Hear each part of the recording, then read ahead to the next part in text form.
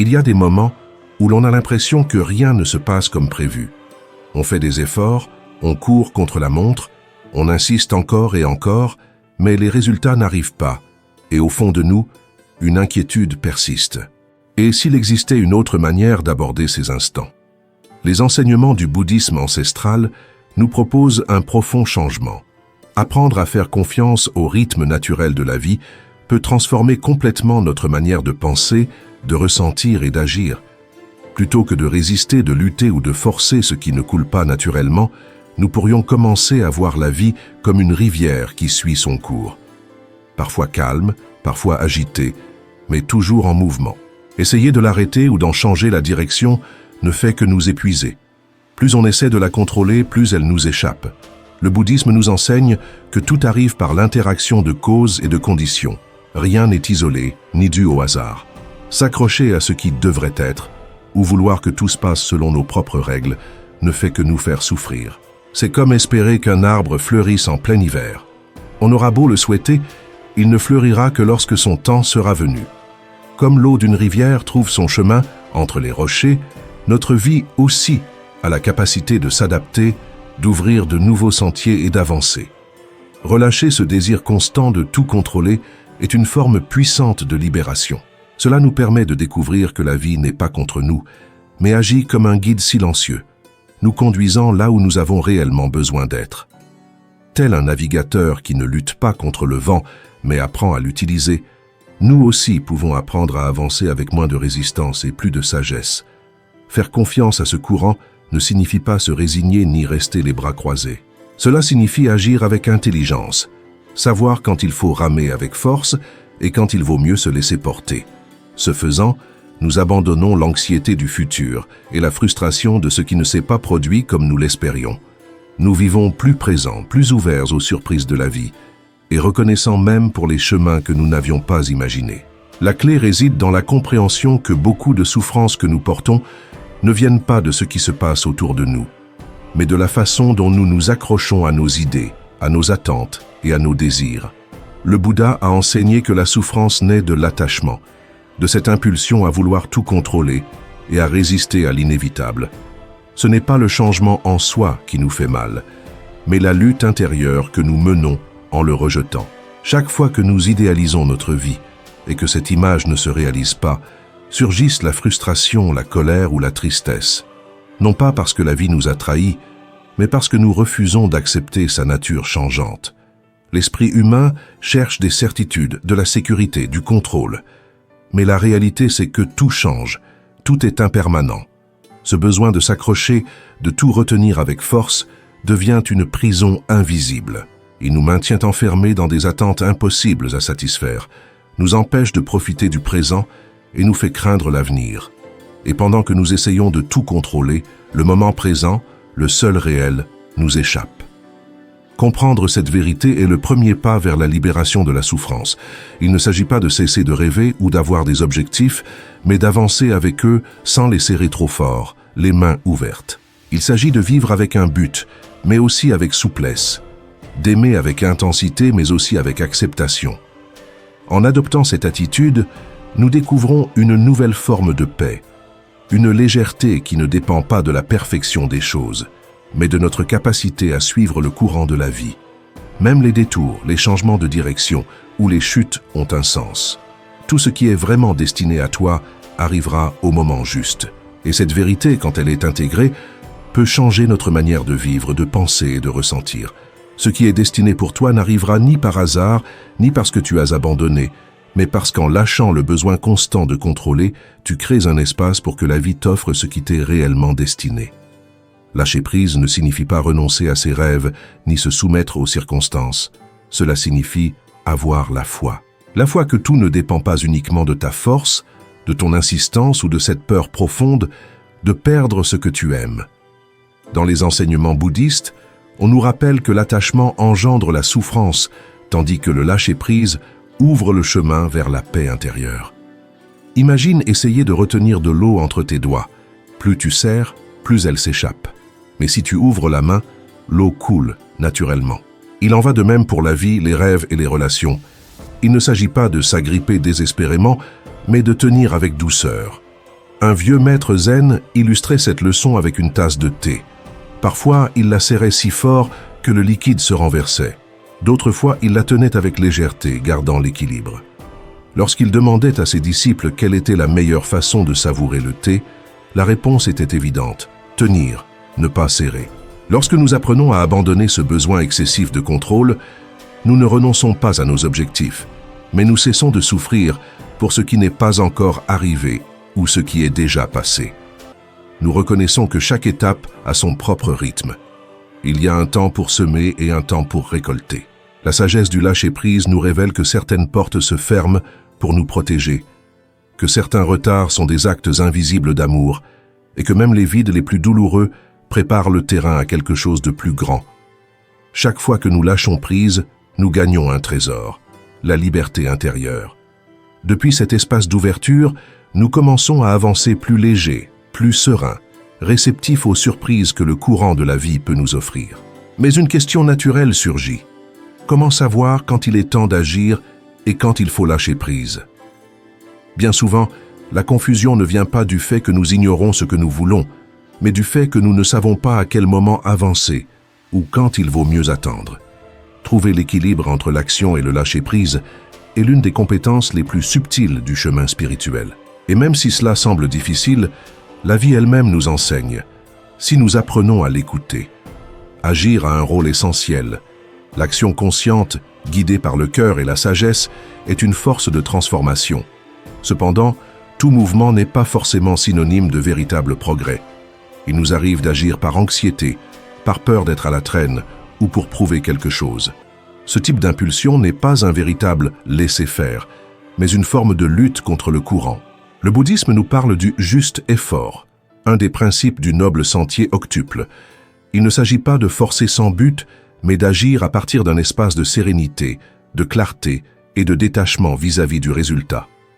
D'un autre côté, lâcher prise ne signifie pas rester immobile. C'est un acte conscient qui consiste à reconnaître que nous avons déjà fait notre part et qu'il est maintenant temps de faire confiance. C'est comprendre qu'on ne peut pas forcer une fleur à éclore ou un fruit à mûrir avant l'heure. Il y a des moments où insister ne fait qu'épuiser, éloigner et nous déconnecter de notre propre essence. Comment alors distinguer quand avancer et quand lâcher? En écoutant le corps, en observant l'esprit et en prêtant attention au cœur. Si l'action naît de la paix, avec sens et direction, alors c'est le moment d'agir. Mais si elle est motivée par le désespoir, la peur ou la pression, il est peut-être temps de faire une pause, de respirer et de laisser la vie jouer aussi son rôle. Apprendre à naviguer entre ces deux mouvements, agir et lâcher, c'est comme apprendre à danser avec l'existence. Parfois, nous menons la danse. Parfois, nous nous laissons guider. Mais toujours, si nous sommes attentifs, nous pouvons sentir qu'il existe une sagesse supérieure qui nous soutient. Et cette sagesse nous enseigne que vivre ne consiste pas à lutter sans cesse, mais à apprendre à bouger en harmonie avec le flux naturel de tout ce qui est. Chercher à exercer un contrôle absolu sur ce qui nous entoure peut sembler, au départ, être une manière de se protéger. Nous souhaitons que tout se déroule selon nos attentes, que les autres se comportent comme nous le désirons, que la vie ne nous surprenne pas par des détours imprévus. Pourtant, derrière cette illusion de sécurité se cache un piège silencieux, l'anxiété. Lorsqu'on croit devoir tout gérer dans les moindres détails, on ne fait que nourrir la peur. Peur de l'erreur, de la perte, de ne pas être à la hauteur. Et plus on serre les fils de la vie, plus notre stabilité intérieure devient fragile. D'un point de vue plus profond, comme celui que propose le bouddhisme, on nous rappelle que l'existence est en transformation constante. Chercher à maîtriser ce qui est par nature changeant, c'est comme essayer de capturer le vent avec les mains. Cela nous épuise, nous frustre et nous éloigne de la paix intérieure. La véritable force ne réside pas dans le contrôle de chaque situation, mais dans la capacité à développer un esprit souple, une attitude qui nous permet de nous adapter sans perdre l'équilibre. Lâcher prise ne signifie pas être irresponsable ou indifférent. C'est au contraire un acte de confiance. Croire que nous pouvons faire face à n'importe quelle situation, même si elle ne se déroule pas comme prévu. Croire que la vie, dans tout son mystère, nous accompagne, même si nous ne le voyons pas toujours clairement. Cette reddition consciente n'est pas une défaite mais une libération. une liberté qui ne dépend pas de la perfection, mais de la capacité d'avancer malgré l'imperfection, avec sérénité et confiance dans le cœur. Apprendre à faire confiance au processus n'est pas quelque chose qui arrive du jour au lendemain. C'est une pratique constante, une sorte de gymnastique émotionnelle que l'on entraîne chaque jour en relâchant le contrôle, en observant avec attention et en respirant au milieu de l'incertitude. C'est comprendre que, même si l'on ne peut pas anticiper chaque pas, on peut toujours avancer avec foi et ouverture. Dans cette perspective, le bouddhisme nous invite à cultiver la présence, à vivre l'instant, sans rester prisonnier de ce qui devrait arriver. Chaque respiration consciente, chaque acte d'acceptation renforce notre capacité à faire confiance, non parce que tout ira bien, mais parce que, quoi qu'il arrive, nous saurons y trouver un sens et une transformation. La méditation est un outil essentiel dans ce processus. En s'asseyant en silence, simplement pour observer nos pensées sans s'y attacher, nous commençons à lâcher le besoin de contrôler même ce qui se passe dans notre propre esprit. Cet acte, répété avec constance, façonne une nouvelle relation à la vie, moins basée sur la peur et plus sur la confiance. Une autre pratique transformatrice consiste à se souvenir que rien n'est permanent. Tout change, le bon comme le difficile, le doux comme l'amer. Se rappeler l'impermanence nous aide à ne pas désespérer dans les moments de douleur, ni à nous attacher excessivement dans les moments de joie. Si chaque expérience est passagère, alors nous pouvons toutes les vivre avec plus de légèreté, en comprenant que la rivière de la vie suit toujours son cours. Faire confiance, c'est aussi regarder en arrière et reconnaître que bien souvent, même au milieu de l'obscurité, la vie nous a conduits sur des chemins que nous n'aurions jamais imaginés. Ce qui paraissait être une fin était souvent le début de quelque chose de nouveau. Ce que nous ne comprenions pas nous a finalement offert sagesse et croissance. La confiance dans le processus est, au fond, une profonde acceptation. Tout n'est pas sous notre contrôle, mais nous pouvons choisir comment avancer, avec un esprit ouvert, un cœur paisible et la certitude que chaque pas, aussi incertain soit-il, fait partie d'un rythme plus grand, infiniment plus sage que nos propres plans. Et s'il est une chose qui affaiblit cette confiance, c'est la comparaison. Il n'existe pas de poison plus discret et plus destructeur pour l'esprit que de mesurer sa vie à celle des autres. Chaque fois que nous prenons les réussites des autres comme référence pour juger les nôtres, nous diminuons notre propre valeur, nous troublons notre paix et nous minons notre estime de nous-mêmes. Nous entrons, sans nous en rendre compte, dans une compétition impossible à gagner, car il n'existe pas deux chemins identiques ni deux histoires semblables. Se comparer, c'est oublier que chacun a son propre temps, ses propres leçons et son propre voyage. Une des plus belles leçons du bouddhisme est que chaque être humain possède un rythme unique, tout comme une fleur qui s'épanouit à sa propre saison, dans son propre sol et sous une lumière particulière. Comparer notre chemin à celui des autres est aussi absurde que d'attendre qu'un chêne pousse aussi rapidement qu'un bambou. Chaque personne naît avec une essence unique, avec des racines qui lui fournissent exactement ce dont elle a besoin pour grandir à sa manière.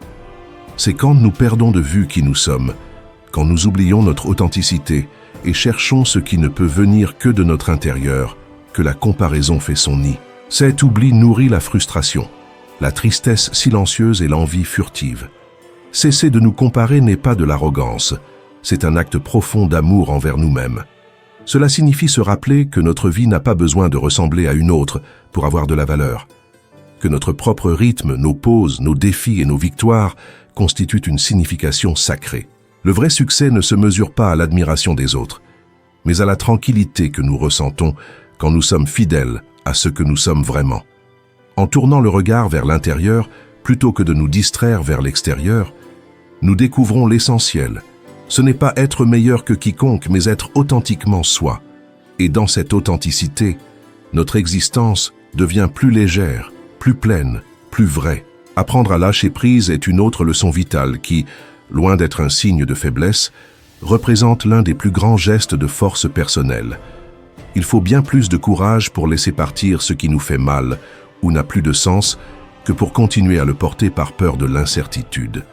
S'accrocher à ce qui a déjà rempli son rôle, c'est comme tenter de ranimer une fleur fanée.